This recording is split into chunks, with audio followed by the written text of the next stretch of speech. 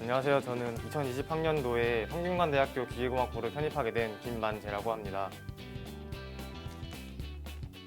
처음에 어쩌다 편입을 준비하게 되셨나요?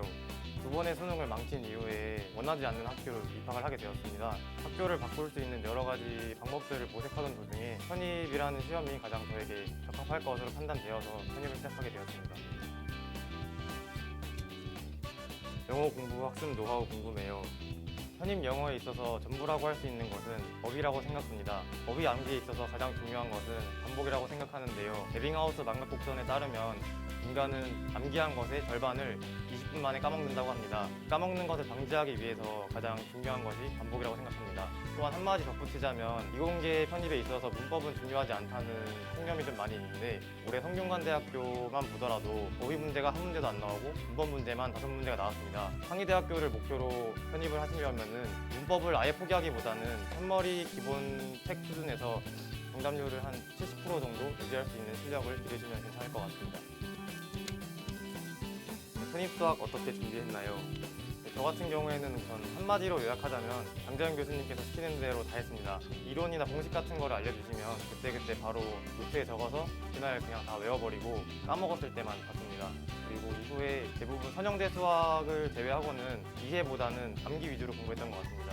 다만 선형대 수학은 현재 추세로 보아서는 상위권 학교들에서 변별력 문제로 많이 출제되는 경향이 있기 때문에 이해 위주로 공부하시면 좋을 것 같습니다.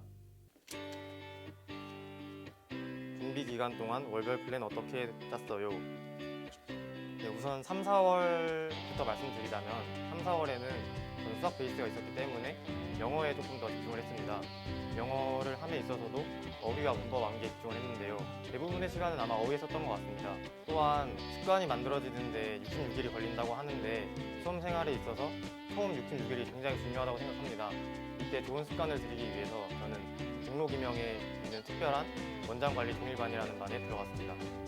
5월부터 여름까지는 이제 수학을 새로 배우는 내용이 나오기 때문에 수학에 조금 더 비중을 뒀다고 할 수 있고 여름방학부터는 다변수 미적분을 들어감에 따라서 수학에 조금 더 많은 시간을 들였습니다.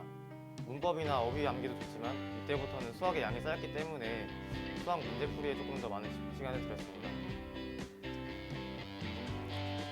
자소서 어떻게 준비하셨어요? 규명 편입의 가이드북의 도움을 굉장히 많이 받았습니다. 규명 편입의 가이드북에서 가장 도움이 됐던 한 구절이 있는데 바로 지피지기면 결정 대승이라는 구절이었습니다. 학교에 지원하려는 과와 그리고 본인이 앞으로 나아가고자 하는 비전에 대해서 생각을 많이 해보신 후에 그 내용을 자소서에 잘 녹여 쓰면은 합격이 될 거라 믿습니다. 면접 준비 어떻게 했는지 궁금해요. 면접도 자소서와 같은 맥락이라고 생각합니다. 규명 편입에서 면접 기출 문제를 이미 했기 때문에 저는 그 문제들을 기반으로 면접 준비를 열심히 하였고 면접장에 가서도 면접관들 앞에서 떨지 않고 제가 할 얘기를 잘 했었던 것 같습니다. 편입 합격까지 가장 중요한 게 뭔가요? 우선 저는 이거를 3가지로 말씀드리고 싶습니다. 첫 번째로 당일의 컨디션입니다. 저는 어이없게도 출근길에 편입 시험을 보러 가게 되었는데 지하철에 인파에 밀려서 롱패딩이 지하철 문에 꼈습니다. 지하철 문은 20분 뒤에 열렸고 저는 시험장에 늦진 않았지만 뛰어서 겨우 도착할 수 있었습니다. 근데 그렇게 시험장에 도착하고 나니까 정신은 반쯤 나가 있었고 시험지를 받았을 때 제 계획과는 다르게 떨면서 풀었습니다. 시험날 그 변수에 대해서 대비할 수 있는 운도 필요하다고 생각합니다.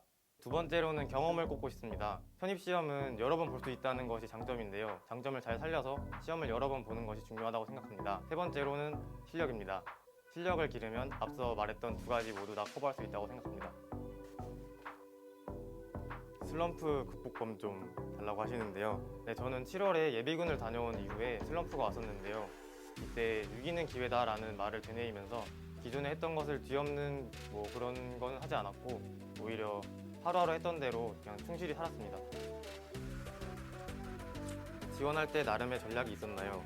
저 같은 경우에는 기계공학과 편입만을 목표로 했기 때문에 원서를 쓸 때 어디 과를 지원할지를 고민하기보다는 그 시간을 공부했었습니다. 이때 규명 편입만의 방대한 데이터가 되게 도움이 많이 됐는데요. 담임 선생님과의 상담을 통해서 제가 충분히 합격할 수 있다는 것을 확인받았습니다. 규명 편입에서 추천하고 싶은 시스템이나 콘텐츠가 있다면 저는 2가지를 추천드리고 싶습니다. 첫 번째로 위클리 테스트와 먼슬리 테스트입니다.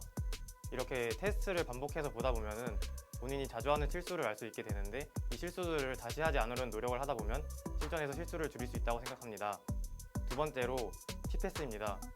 아무래도 교수님이나 조교가 항상 옆에 있는 게 아니기 때문에 공부를 하다가 궁금증이 생겼을 때 바로 물어볼 수 없는 상황에 놓여지게 되는데 이때 T패스가 있다면 그 궁금증을 바로 해결할 수 있습니다.